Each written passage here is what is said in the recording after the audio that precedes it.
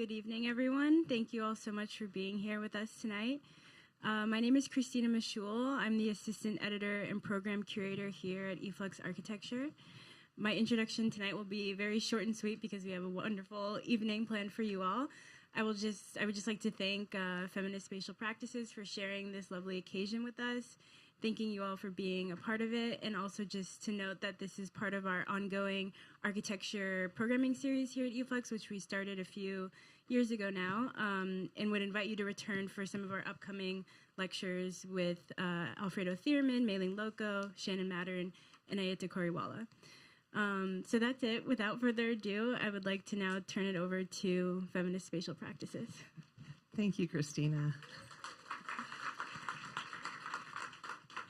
So, hi, everyone. I'm Bryony Roberts. And I'm Abriana Aiken, down here. Hi. And we want to thank you all so much for coming out tonight and extend a huge thank you to E-FLUX for hosting this event and also for supporting this project from the very beginning. So we're the co-founders of Feminist Spatial Practices, or FSP as we call it, and we're really excited to share with you tonight our interactive online archive, a new media project that our collective has been working on for over a year to celebrate past and present feminist practices around the world. So you can see a teaser image of it here. And so we're going to briefly introduce the collective, FSP, and then we're going to hand it off to some of our amazing collaborators that you see up here to share more details about the design and how it all came about. And then we're going to hear from Rahul Sabush Shinde from our web development team. And then we'll have three amazing guest speakers talk about how they exemplify the range of feminist spatial practices that are actually featured in the archive. And then we are going to party, okay? And I see some poofs down here, so if you're not on a poof, you are not partying. So what is FSP? Feminist Spatial Practices is a global collective of artists, architects, designers, scholars, and activists who celebrate the diverse ways that feminism is practiced in the built environment. And we'll give you a brief context about our collective. So what do we mean by the phrase feminist spatial practices? We're inspired by this quote by Elke Krasny, which offers a helpful definition, and I'll read it here. Feminist spatial practices are multidimensional and multifaceted expressions of thinking and acting with an aim to build spatial justice and enable better caring in a world defined by ideologies of injustice and regimes of inequity. So for us, feminist spatial practices often defy disciplinary boundaries, slipping between art, architecture, theory, and social practice to enable more equitable and just worlds. We really embrace that defiance of disciplinary categories and celebrate all work that engages themes of gender, sexuality, and social justice in the built environment. So this web platform actually began with a research and visualization project that was commissioned by E-FLUX and by the Jenks Foundation as part of the Chronograms project, which was published on E-FLUX in March 2023. And we were asked to reflect, Avery and I were asked to reflect on contemporary feminist practices in response to the legacy of Charles Jenks's famous chronograms diagrams, to both play with the format and also challenge it. And one of the things that we wanted to challenge was this idea of sole authorship. So in creating a diagram that reflected global practices, we were very aware of the limitations of our own perspectives. And so we reached out to a number of advisors who suggested entries and even like thematic groupings for these practices. The resulting visualization includes almost 600 entries, showing a vast landscape of feminist practices stretching back in time and forward into the future. The categories that you see, the themes, there's 6 of them. You see a sort of fragment of the drawing here. The 6 themes are experimental pedagogies, expanding histories, embodied theories, collaborative practices, spaces for non-conforming bodies, and alternative materialities. And you'll see these themes reappear again in the online platform. The goal of these themes was to show that feminism in the built environment is not just about the issue of representation. It's typically considered to be about increasing the numbers and the visibility of people identifying as women in leadership positions in particular. But feminist practices and theories actually have the capacity to expand ways of knowing and ways of making. They can usher in a revolution in more equitable and sustainable ways of practicing in the built environment, improving conditions for communities and the environment. But we always knew that the best version of this project would be one that was collectively crowdsourced and co-created. And so we issued an open call for folks to join us in creating a more interactive platform and truly to build this community of empowerment. And so over 100 people responded, and this was our very first Zoom back in May 2023. We've come a long way since then and grown. And so since then, we have organized a large amount of programming. This is just some of it. And I encourage you all to follow us on Instagram to learn more about our programming. So we do practice shares where we hear about some amazing feminist practitioners, some of which are in the room today. We have happy hours where we really just build community and get to know one another. We do world building where we use AI and do some collaging together. We do workshops like last weekend's poof making workshop where we made these amazing poofs. And now we have a platform launch. So shout out to Renska, who may or may not be joining us online because it's very late in Europe. But she's been super integral in having all of these amazing events come to fruition. So huge shout out to her. So this is one of the events that we had. It was the Feminist World Building Part 1, where we all kind of came together online virtually to start to collage and use AI to understand what a feminist future might look like.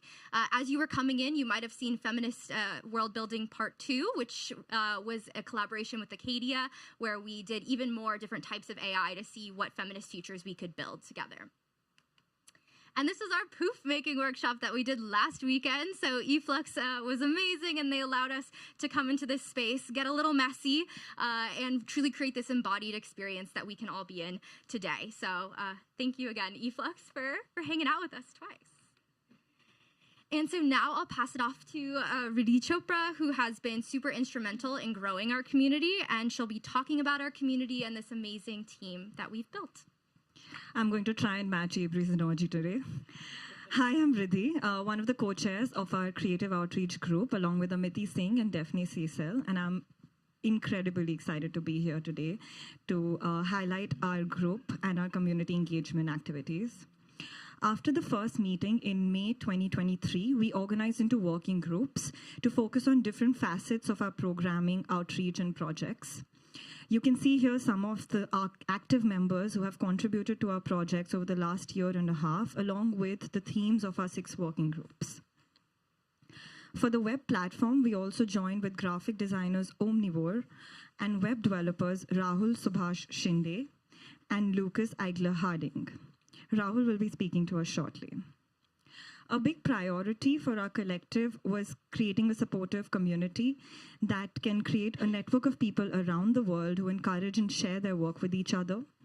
Often people working on the themes of gender and sexuality are marginalized in their own context. So it is incredibly meaningful to have other people share their work and see them work on similar themes. So to show the richness of our community and to celebrate those who have contributed to this project, I'm going to briefly introduce our team members, some of whom are here today, and I request you to stand up or just wave, whatever suits, when I call out your name. Riddhi Chopra in New York, not intentional. Cynthia Deng in Mexico. Virginia Melnick in Virginia, but she's here today. Ryan Brooke Thomas in New York. Santiago Alvarez in LA, Kerry Rosnedal in New York,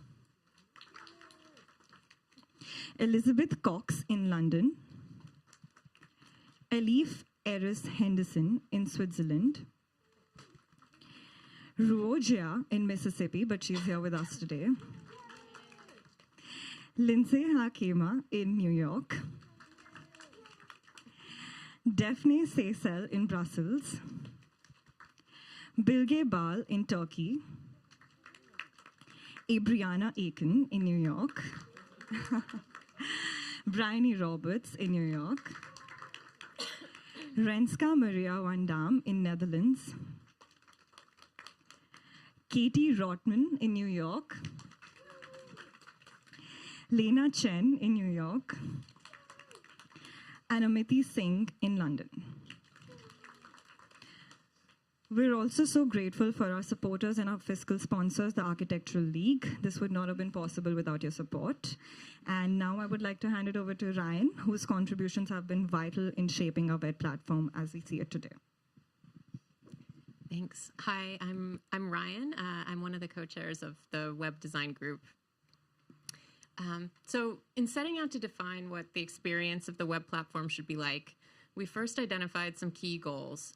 And those were first to create a dynamic, interactive, and exploratory digital space for learning about feminist spatial practices, to build a kind of living archive that could continue to grow and expand with new entries able to be added over time, and to structure the site as a tool with multiple ways of organizing content and discovering relationships across time, thematic focus, location, modes of practice, and types of work. And then to shape the site to be accessible to a broad audience of designers and scholars and others who would find it. And so these intentions led to an idea for the kind of primary structure of the site to have two modalities and kind of two ways of presenting the same archive content. One as this interactive and visually rich digital space that ended up being named ultimately the Tapestry, and the other as an accessible archive tool, which we call the Index. So for the Tapestry, initial brainstorming centered around how we might imagine the kind of original diagramming, excuse me, becoming something more fluid, changeable, and able to be experienced spatially. We started off taking inspiration from a range of visual and conceptual references, thinking about ideas like soups, multinodal networks, point clouds, and galaxies, knowing we wanted to enable visualizing the information about the various practices in multiple ways, and to treat it as a process of exploration and discovery that really emphasized overlaps and commonalities. Another important aspiration for the experience was that it would be able to register the visual information at different scales, and to provide the ability to kind of zoom in and out and see the content at different resolutions, almost as if the original FSP diagram had become something multidimensional, with layers that could be uncovered as you probed more deeply into the graphic. And from there, we started to work with our amazing collaborative partners, Omnivore, who were the graphic and web designers for the project, along with the web developers, Rahul and Lucas, who were mentioned earlier. They began to take these initial ideas and parameters and shape them into a visual language and a kind of organizational and lexical strategy for the site, as well as, of course, all of the kind of structure and mechanics needed for it to perform. Part of their process was to craft a palette of colors, shapes, typography styles, and other original graphics that could be overlaid with one another to index different ways of grouping and identifying the practice entries. We also brainstormed together about how to bring texture to that visual language in a way that spoke to craft, formless patches, layering materials, and a kind of loose, fuzzy boundary. These conversations prompted another really foundational reference that they introduced to the project in Annie Alber's text on weaving, which served as a kind of touchstone for those ideas and of translating that thinking into the realm of the digital. In a moment, you'll hear more from Rahul about that process and see the outcome live. But here's a look at the landing page for the Tapestry and also for the Index. And now I'll hand it over to Lena and Santi to talk about the research and content development that was happening in tandem with the web design process. Hi, I'm Lena. Hi, I'm Santi. And we're the co-chairs on the research team for Feminist Spatial Practices, along with Abri. So the process of growing from the original visualization project to the new online platform took extensive research and outreach. Not only did we add new entries based on suggestions from a public open call and from our own community, but we also added detailed information about each entry. You can see how each entry is discovered by moving around the tapestry, through hovering and zooming into the tapestry. We're excited to have you do your own discovery soon. So once an entry is selected, it offers a range of information. It offers a description, as well as a date, location, links to the practitioner's website and their Instagram. It was important to us that the text of the entries was in the words of the practitioners themselves. So all of our descriptions are pulled from the websites of the practices or projects and are checked with the practitioners to make sure that they're accurate. Our website primarily serves as a signpost to direct people to the practice or project websites to gain more information. So our research team worked collaboratively to create these entries by filling out a really big Google spreadsheet that was collectively updated and refined. This structure allowed us to sort through a wide range of data very efficiently, ensuring that the platform presents a rich and accessible resource for its users. But more so, building a sense of community was crucial to our process, so we extended this collaboration beyond our core team. We held in-person content parties where we invited members of our broader community to join us in researching and curating these entries. These gatherings were about more than just research. They were spaces for conversation, for exchange, and for connection. One of our most recent content parties was held here in Brooklyn at the Interference Archive. And by involving a wide range of collaborators, we ensured that the process reflected a truly collective effort, making the project stronger and more inclusive. These are some photos of the event, and you can probably notice some of the folks that are here today. The archive is also designed to continuously grow. Visitors can submit suggestions through the submissions page that will be vetted and incorporated by our team. So next we have Rahul, one of our web developers on our team. He'll be sharing insights into the development process that has been instrumental in shaping the technical backbone of the platform. Thank you. Before showcasing and walking us all through some of the key features of the site, I just want to quickly thank again my longtime collaborator and friend Lucas, who was instrumental in the design and development of this website, along with the wonderful designers at Omnivore, and of course the entire FSP team for their trust and enthusiasm to all of the work that we were doing. You can go ahead and get it started. There are two main interfaces to browse through the cataloged entries, the first of which is the tapestry. This interactive map allows you to pan and zoom into different sections. As you zoom further into each area, the points slowly expand, revealing pixelated patterns derived from weaving structures documented by Annie Albers in the late 1960s. Zooming further still, each entry shows limited excerpts, offering a preview of the content contained within. And clicking on these entries opens a modal containing its full description and the additional meta information described earlier. In addition to being able to browse entries through this initial view, which groups entries thematically, two alternative sorting methods can be toggled between. The first by category, which reveals the subcategorizations that have been assigned to each entry, and the second by time zone, providing a loose representation of entries' location on Earth without an explicit demarcation of borders, states, or countries.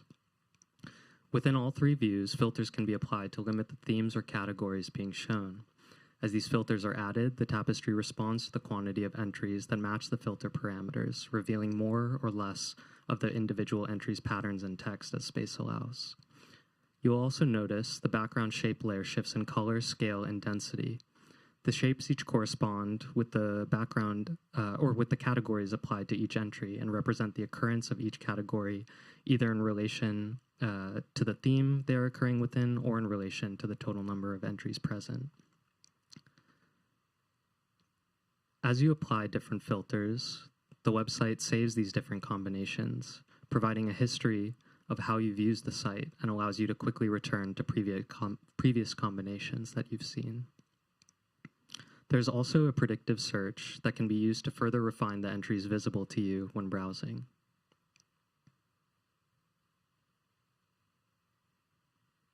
So in addition to the tapestry, we also have the index view, which provides an accessible alternative to browsing entries, allowing for the same application of filters, search terms within the indexable format. And in addition to the filter controls, there are also toggleable headings that allow you to sort the returned entries by year, name, contributor, subtheme, or theme. I want to end with a brief thought and question that occurred to me as we worked on this project. Web design is beholden to the monoculture created by big tech companies. User interaction paradigms, our expectation of how virtual space should look and feel, are trained through a monopolization of the market. For example, I wonder how many of us will be accessing the site later on our iPhone or Android device, or at home on Safari or Google Chrome. It also makes me wonder how a project like this could continue to evolve if it existed on a piece of custom hardware, something built for and within the community it represents. Thank you. Yeah, big applause for that. Thank you so much, Raul, for those words and for the truly incredible work in creating this platform. So we're actually going to transition now to hearing from some guest speakers. So we're going to all move off the stage and shift to the podium.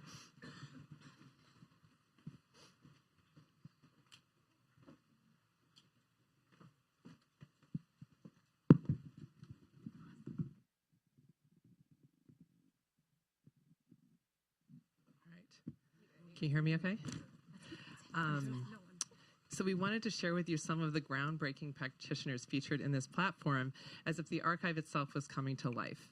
And we're really lucky to be joined today by three amazing designers, thinkers, and educators, A.L. Hugh, Malkit Shoshan, and Jerome Hayford, who show some of the range of work under the big umbrella of feminist spatial practices. They're each going to give very short presentations, just 5 minutes, answering the question, what does feminist spatial practices mean to you?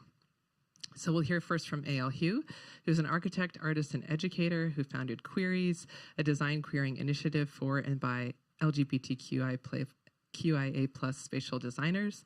They are currently teaching at Columbia GSAP. Next, we'll hear from Malkit Shoshan, designer, researcher, and director of FAST, and an educator at Harvard GSD, where she is also, I think, currently a Loeb Fellow last year. Oh, okay, sorry. Maybe you can correct it. Sorry about that. And last but not least, Jerome Hayford, who is an architect, public artist, and assistant professor at City College, New York. And he's also a core initiator of Dark Matter University. So I'll hand the mic over to them, and they can just go one after the other. Thank you.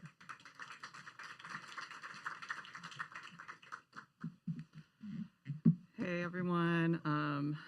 As Brian said, my name is A.L. Hugh. I am a transgender queer architect, facilitator, and organizer, and my pronouns are they and them. Thank you for having me. I am excited to be here because I think the Feminist Spatial Practices Archive represents the deep meaning of our collective work, and I'm honored to be part of and to support this meaning making. When I asked myself what feminist spatial practices means to me, I broke it down into parts and then resynthesized my thoughts. As a non-binary person, I'm constantly thinking of ways to break down binaries. So I identified spectrums that encompass each word's meanings to start mapping out where I situate myself. When I was doing this process, I told myself that there was no right or wrong, no better or worse, and each spectrum represents the enormity of each term. So, feminist. The dictionary definition of feminist is an advocate of women's rights on the basis of the equality of the sexes. Feminists working within dominant systems may need to contort to or perform acceptable forms of femininity or use the master's tools, which Audre Lorde wisely identified as a losing strategy.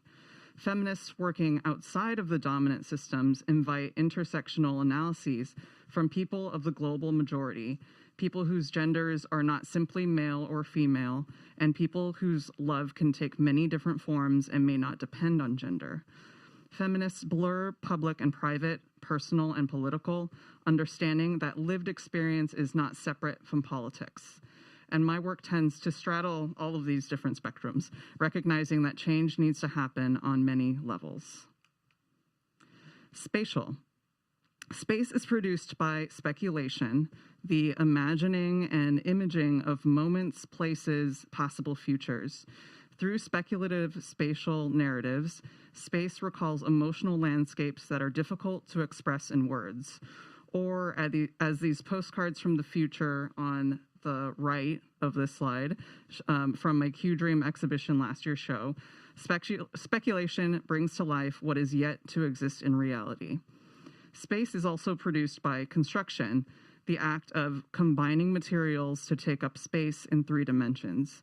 Site characteristics, zoning, and building codes constrain and shape the spaces we use every day, and I am intensely interested in how nonconforming bodies, queer notions of family, and disability can alter the quote-unquote rules of design to be more inclusive. Practice. There are infinite ways to practice architecture, and I feel lucky and grateful for the support I've had and continue to have in my practice. As my journey continues to spiral forward in this group project called life, my approaches to architecture are never neutral, modulated by lenses from anti-racist pedagogy to queer visions of home, equitable cultural preservation, rethinking suburban sprawl, imagining a world without private property, and countering demolition and displacement. Practice encompasses the entirety of processes, from the behind-the-scenes planning and organizing to the finished projects and products. More often than not, parts of quote-unquote finished projects are incorporated into the next ones and or evolve into something new. And this cyclic fluidity and chronic unfinishedness is part of my practice. So altogether now, feminist spatial practice, then, to me, is to act in ways that prioritize collaboration and joy, building in space for listening to and designing with folks who are marginalized by white, cisgender, heteropatriarchy, which means preparing for contingencies and evolution, for changes and celebrations. Process over product, understanding that how something is done is as important as, if not more important than, the final outcome. Speculation and embodiment, designing, visualizing, and manifesting spaces and places that invite and honor full spectrums of emotional worlds. Reflection and growth, sharing stories through opportunities like this one, which requires learning from my own experiences and work by reconnecting them to larger systems and structures. And all of that boils down to relationships. And this focus on relationships has led to a lot of different projects, and I'm really grateful for that. And just like how the Feminist Spatial Practices Archive is a visualization of relationships, my own practice is an ongoing, forever evolving networking of relationships. And last but not least, and I don't have a slide for this, but I could not do this work without the support and love of my spouse, my cat, my chosen family, often invisible in the world of professional practice. All of these relationships are foundational to my feminist spatial practice.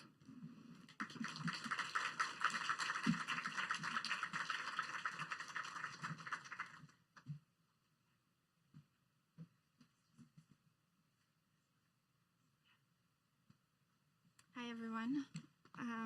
Thank you so much for the invitation. It's really great to be here today with you. Not an easy day to be here. Yesterday was tough. Today is even tougher. But yeah, we keep on going. I'm Elkit Shoshan.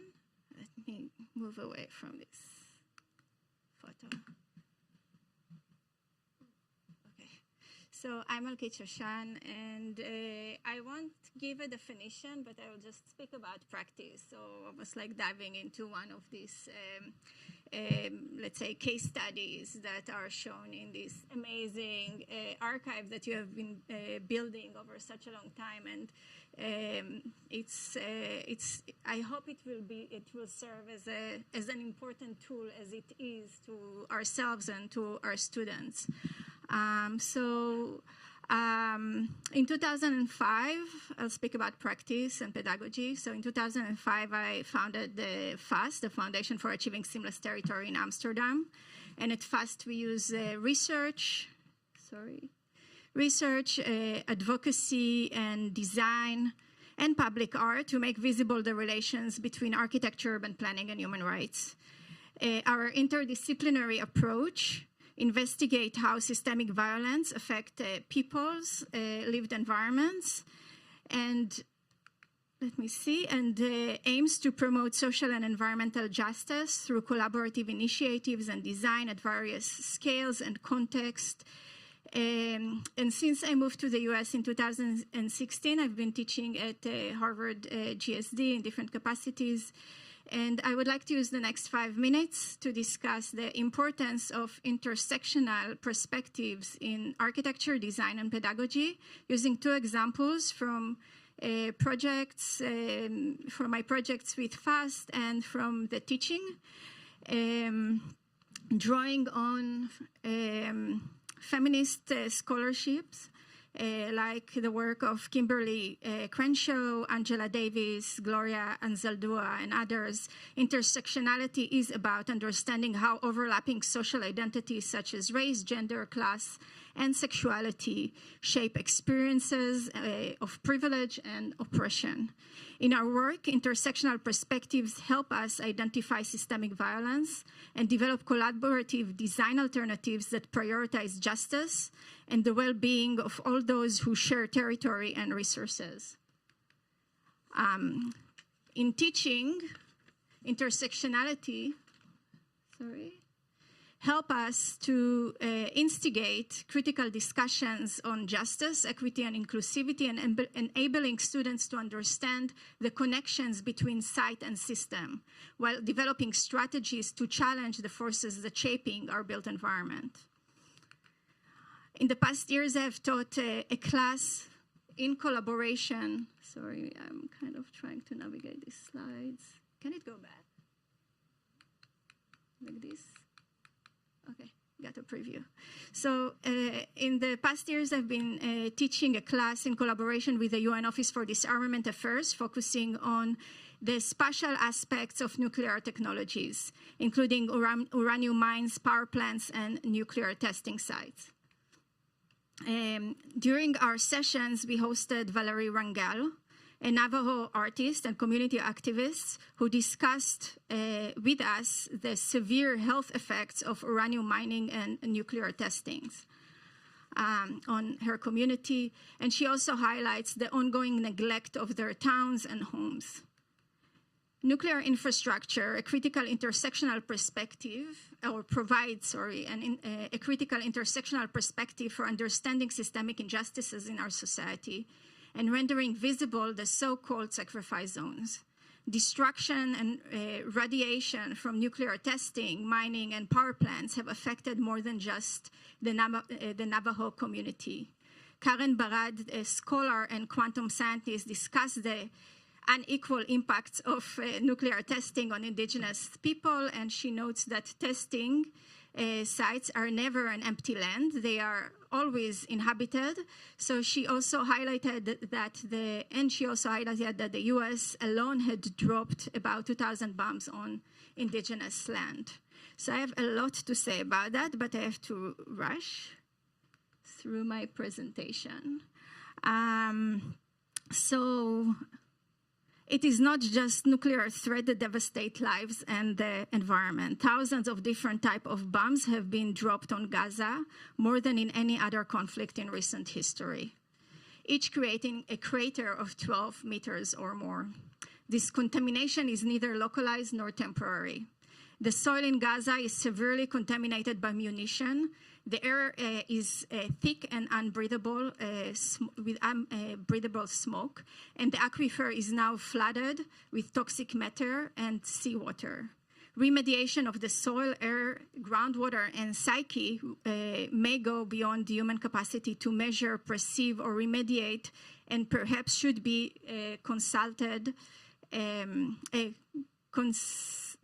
considered similar to Tim Morton's definition of goo. And of course, it's not only Gaza that is being bombed, nor it is it only Israel that is dropping the bombs.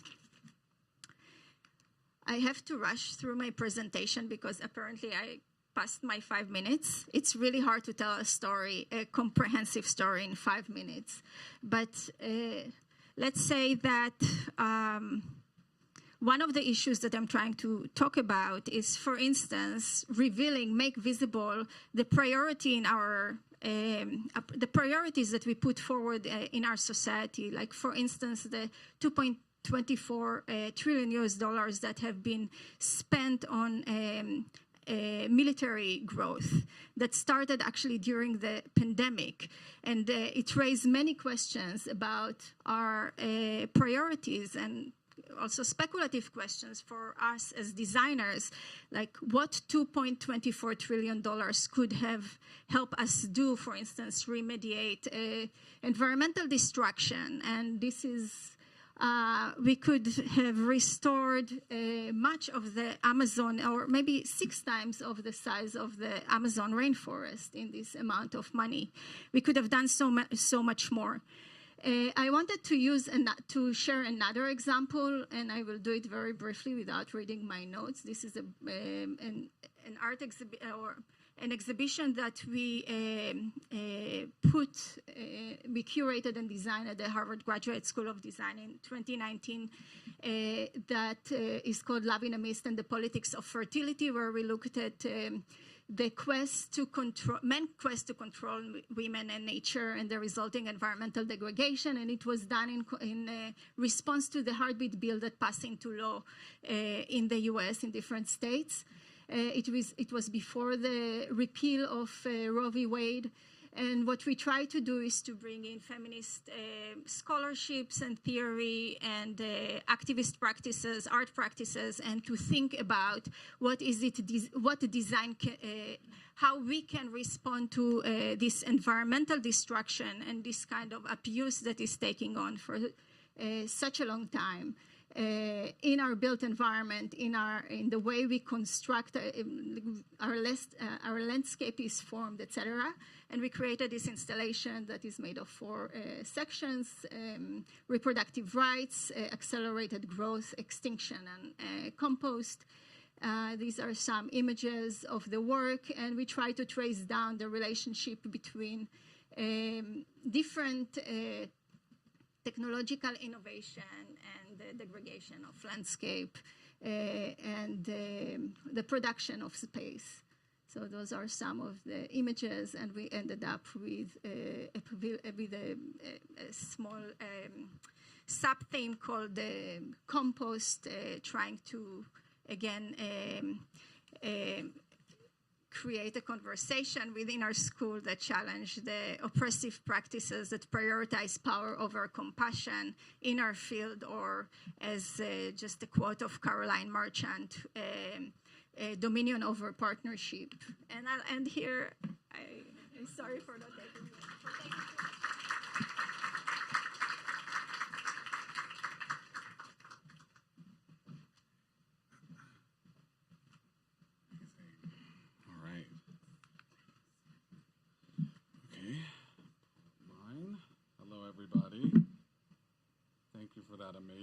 For the amazing precursors.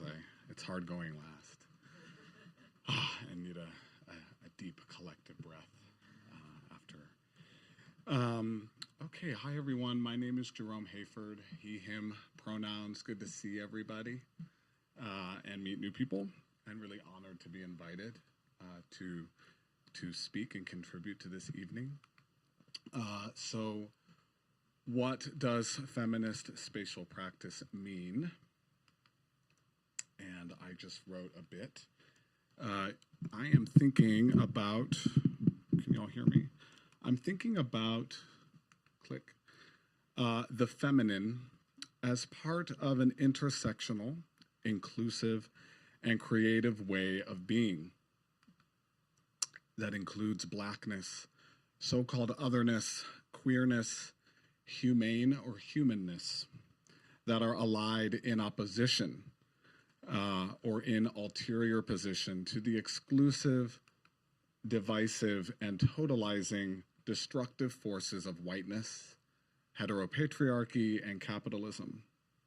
And I wanted to share this project, the Sankofa Project in Harlem, which is where I live and work, as an ode to this space and this larger metaphoric space and the creation of space, which I feel in this case is inviting and invoking the divine feminine and maybe womanism also in a number of ways. And it's also coming down in about a month, so you have a little bit of time to go see it. So it's also a farewell to this 2-year project, which from its initial beginnings was an inclusive project imagined alongside and with a group of mostly female elders in my local community. And I think is a feminist spatial practice in the interdisciplinary, collaborative, womb-like architecture in its weaving and fabric-driven form making and design, which is also driven by an idea and program of care, extended family and kinship, stewardship and rest. And perhaps is womanist in that this living architecture exists as part of a generative collaboration with Black women and their creative womanist praxis.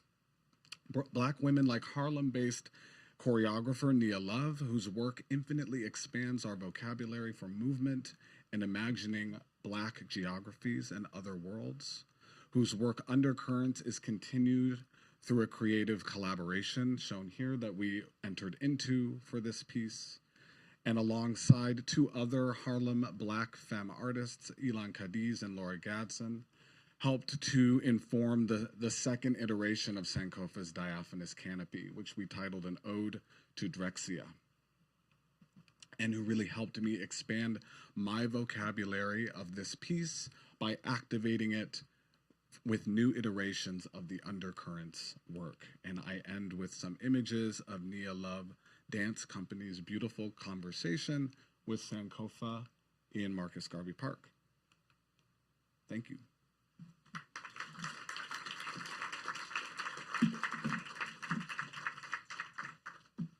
Thank you all so much for sharing your work with us. It's so inspiring. I know it's just like a tiny little snippet of these vast, beautiful practices. So thanks for also giving us a snippet. Okay, so we're going to shift to doing a Q&A and having a conversation with all of you. So everyone who's in the FSP collective is welcome to join us up on the stage. It's going to be a big family moment. And of course, if you're more comfortable in a chair, you're welcome to stay where you are. And Christina, I believe, is going to moderate questions from the audience. So she'll pass around a mic and you can ask whatever you want. And we'll do that for a little bit and then we'll break and have a party. So FSP folks. And if our guests want to join us too, you're welcome.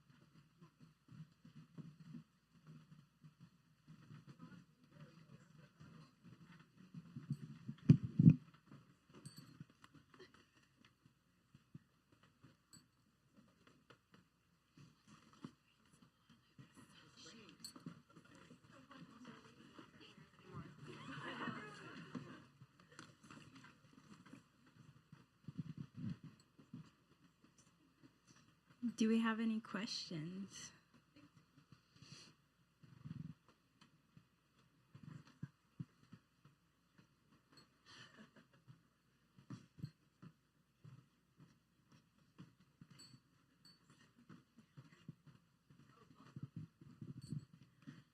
The site is live. So if you click on the QR code or if you hover over the QR code that's on the card on the seats, then you can see it now. It is a little bit more accessible on a desktop, but you can do all the functions on your phone too.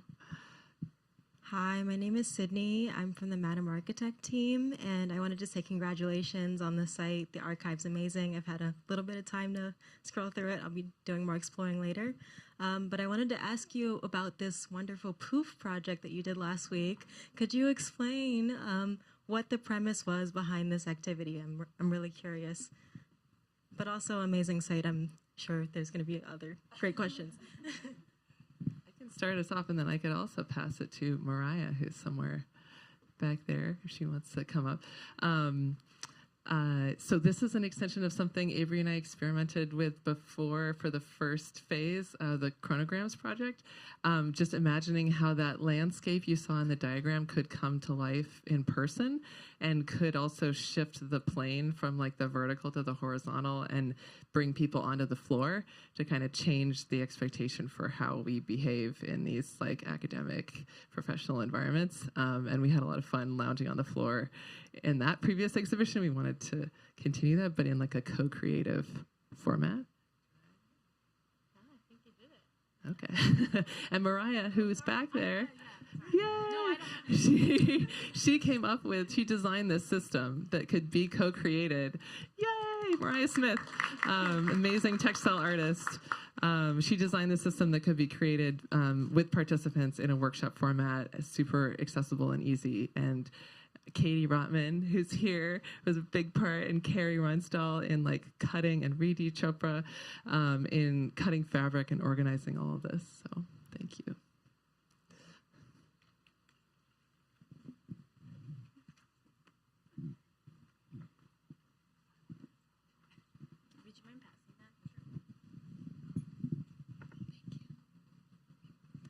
Hi, thank you so much for this incredible panel and project and initiative. It's really inspiring. I had a question maybe geared towards the team members that focused on web design and development, and of course the graphic design team, and anyone from Omnivore. I would love to, or maybe you could share more about your choices behind, say, the color palette and either the typefaces or font choice. And this question was triggered by your maybe 5 categories that you split your collection into. I noticed they might be different typefaces or fonts. So I was really curious about that particular choice and other choices, other creative choices. Yeah, so I can't speak to the entirety of the kind of like production of this visual system, but from the kind of discussions that we were having with Omnivore, the approach to the kind of typographic design, one, they wanted to kind of center and elevate typefaces that were designed by female typographers or women identifying typographers.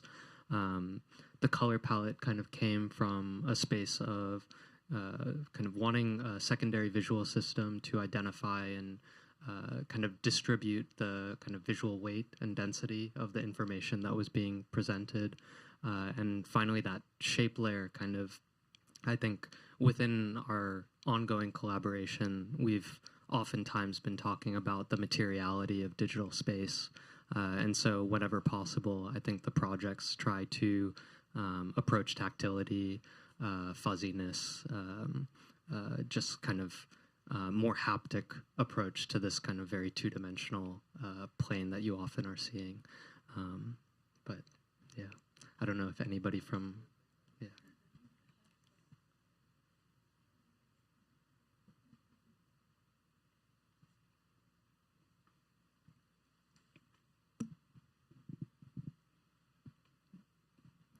Any other questions?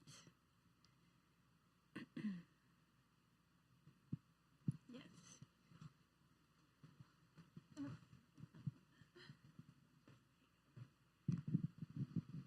Hi. Oh, loud. First of all, congratulations. This is a really interesting space, no pun intended, that you're creating. But I'm really curious if you can unpack a little bit more how you are identifying the projects that go into the archive, how you're creating the categories. I'm really interested because you're trying to create a new type of space and definition of all these things. And so I'm really curious to see like how you're mining your research to establish these. Yeah, I can start it, and then maybe we can talk about the research process a bit. So I think, where we started with the first project, the goal was to kind of point to a vastness. And the idea with this project is that it can grow infinitely. So ideally, one day, it's super comprehensive as people start to add entries and the whole thing grows. And we started trying to be as comprehensive as we could be, with all the input that we could get. So, trying to show practices across a range of media scales, like ways of practicing, time periods, geographies, and also trying to acknowledge and celebrate practices that were super influential, for our development, for the people that we were talking to. But ideally, as it grows, any hole, and there are many, many, many holes, the holes start to get filled in, so that it does feel like a fully comprehensive kind of infinite map. And in terms of the research process, maybe Lena or Santi, do you guys want to talk any more about that? If there's anything you want to add. Yeah, So a lot of our initial research project for this website came from the wonderful map that Avery and Bryony did.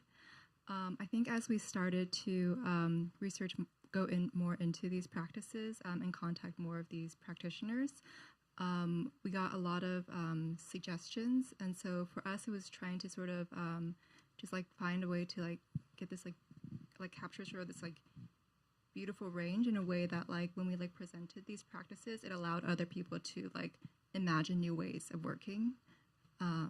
Yeah, as opposed to being like, yeah.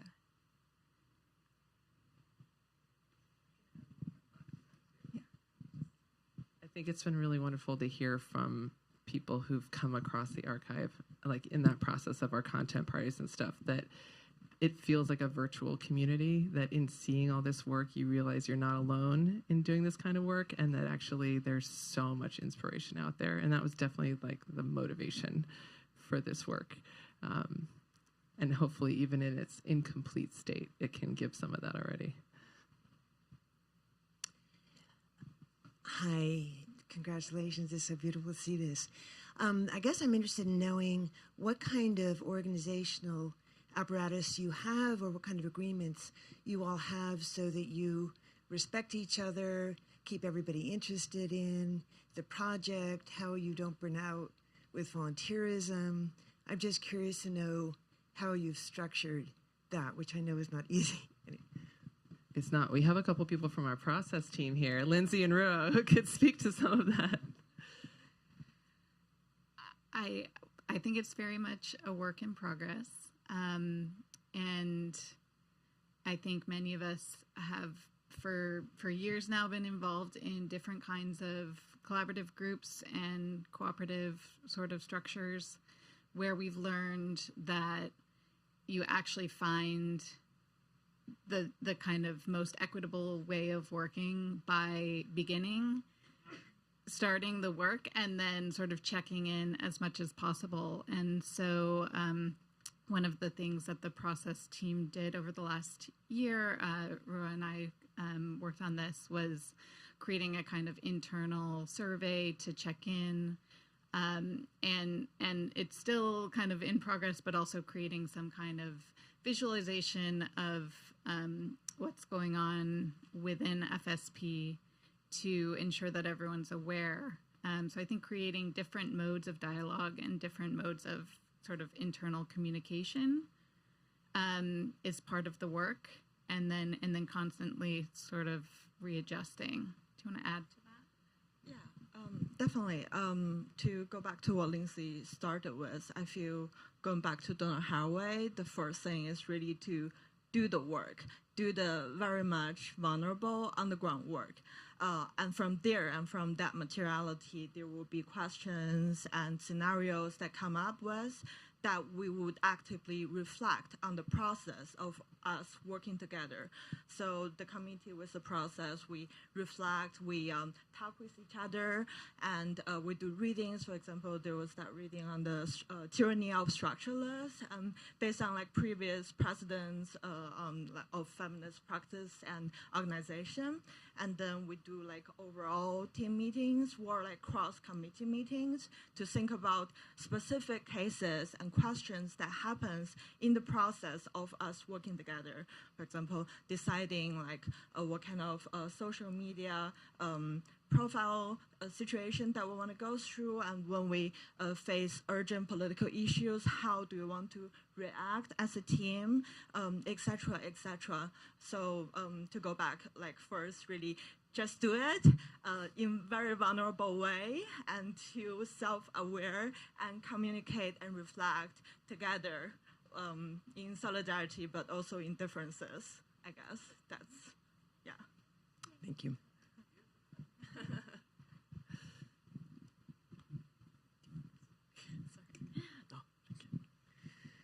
Well, this is incredibly generous, the work that you've been doing in the last years, and very, very exciting. And I'm also very, I mean, I've been very impressed through the last years. So how seriously you took to review many of the aspects that make a group. And so I think the question that Peggy as is very relevant, and I have the feeling that even the material dimension of digital diagrams, how they're enacted collectively to what it means to do a practice, what it means in space and feminism, and my question is really about these three terms, because I wonder what's the status of these terms within your work.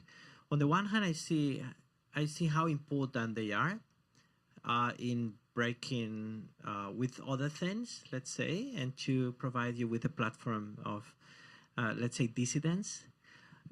When I see also your work now and what you do now and what we all do with you and through you and everyone, you know, like it's how you're affecting others. I have the feeling that also you're far from these terms in a way. For instance, you're talking about feminism, but you're also talking about queerness, transness, non-binarism. When you talk about space, you also talk about materiality, you talk about physicality, minerality, sociability, and when you talk about practices, you're also talking about embodiments and embodiments, enactments, and so I wonder what's the status of these words, whether they are something that you kind of redefine in the way that they create constellations, or it's something that is a placeholder to keep the conversation going, or it's something, a benchmark of where you started and where you're going. But I'm very intrigued by this because they really work very well to create a difference. But I also think that at this point, you're also even dissident to these words, right? That's such a great point. Yes. I think, yeah, I'm sure there's some very thoughtful answers to that, you know, and I'd love to pass the mic. I think maybe to start off that one of the things we talked about at the beginning was how important community building was to this project, and that we wanted to avoid some of the pitfalls of previous feminist movements that had ended up being very exclusionary. And so we were trying to find a way to talk about feminism that was super expansive, in which we embraced a lot of difference and did so in a way that felt like inviting and with love rather than, you know, conflicting. And I hope that we're working towards that. And I think the practices that you heard from today were such beautiful examples of what you're talking about, of really expand. And the archive itself contains work that certainly expands beyond. But yeah, it's been a question from the beginning with even like how we describe this project. How do we define these words? Are they the right words? You know, and we sort of just decided to do it and like, you know, go forward and be vulnerable. But like, it's such a great point. Does anyone else have thoughts on that? Yeah, maybe just to add to it, as Bernie has already unpacked with the feminism, like our intention is really creating this inviting placeholder, like with spatial too. At the beginning, we were already thinking about like art, architecture, but also scholarship, among others. So we went for spatial instead of that seems something that's like less of a boundary and already in it. It gives this spacious quality to be inviting and inclusive. Yeah. Yeah, maybe we should take a poll every year and change our name. Don't know how that would do for branding, but that's okay. But I think it really is about building this community where everyone can see themselves finding a place here. And so I remember Renska, you know, herself, she even said, I don't necessarily before this identified with the term feminist. I didn't think that that's who I was or what I embodied. And through this, she's come around to that term, but I don't necessarily think you need to embody all three of these phrases to be here. We had some folks at the poof making event that were not like spatial practitioners, like they were studying different things, getting PhDs in fabric design and were scientists, and they were all amazing humans, but they found the time and the space being here together. They felt like this was the community that they wanted to be a part of. So I would love for it to continue to feel expansive, where feminist is very intersectional and expansive, and everyone really feels like this is a space that they can be themselves and connect with one another and feel empowered. So yeah, maybe we do have to change the name every year. I don't know.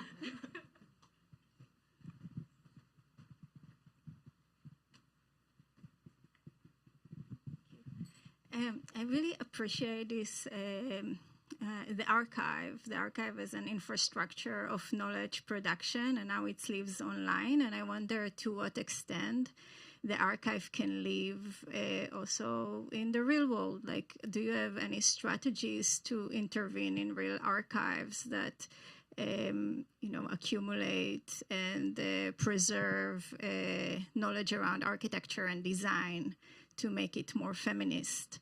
Or do you have other strategies to influence or contribute to change and creating, like a practice that is more inclusive and more, intersectional, and all these values that your archive brings into, the foreground?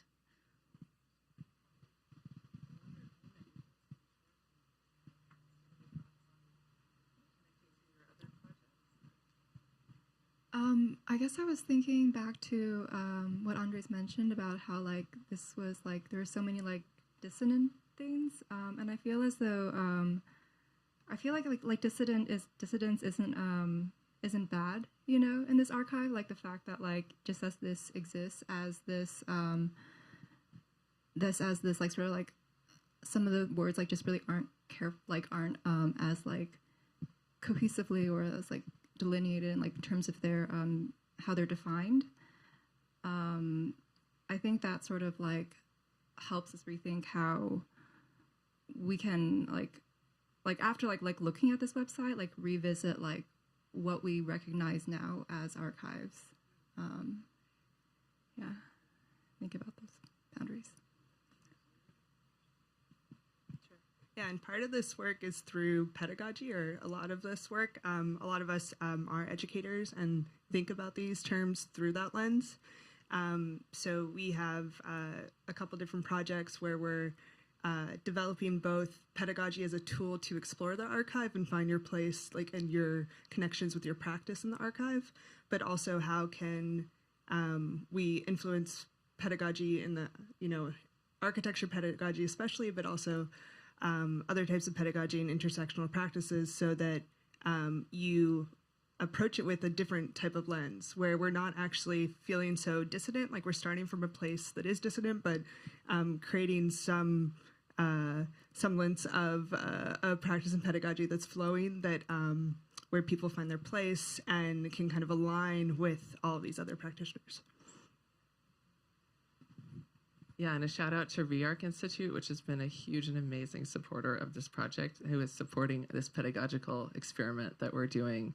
And we're doing a workshop also on November 3rd. So if you want to come back for more of this, in a little bit less than a month, we're doing a public workshop on sort of feminist practices and pedagogy that anyone can participate in. So just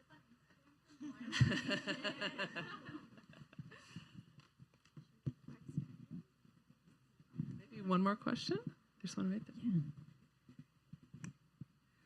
Congratulations on the project. I'm super excited about it. I can't help but notice the similarities between this and Legacy Russell's book, Glitch Feminism, and how you're kind of embodying the online space and creating this area where you can imagine spatial practice outside of physical space, and how that creates this potential for transnational organizing and learning. So I guess I'm just wondering, what are ways in which you guys have already or are planning to get people that are outside this context to contribute or to use the platform, around the world? Yeah, we have a couple things in play. Does anyone want to take this one? Our community? Ready? No? Well, I guess everyone here is from New York or is in New York currently, but we do have an amazing global community, and so we are really trying to engage with them and see how we can. So we've done a lot of stuff virtually, and playing with time zones is always very fun to try and get everyone on the same call at the same time. But we have some amazing folks who are within the archive, who've been within FSP, who are excited to continue to plan in-person events. So like, can we have a feminist spatial practice platform launch somewhere else? And so we're starting to think about how we can continue to do virtual programming that engages everyone, but also start to do things all around the world. Like if we do these pedagogical conversations here in New York, can we also have these in India? And we have folks there that are excited to hit the ground running and do that once we get funding for it. But we are really trying to build, we already have a global community, so how do we engage with folks globally? And so we're doing that virtually, but we really for sure are excited to see how that manifests through programming in hybrid or just in real life. So.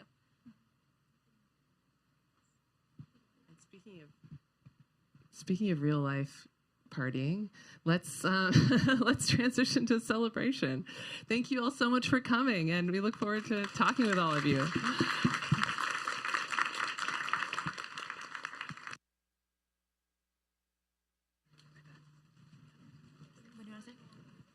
Also, we have some cards outside with the QR code to the website if anyone doesn't have those already with them.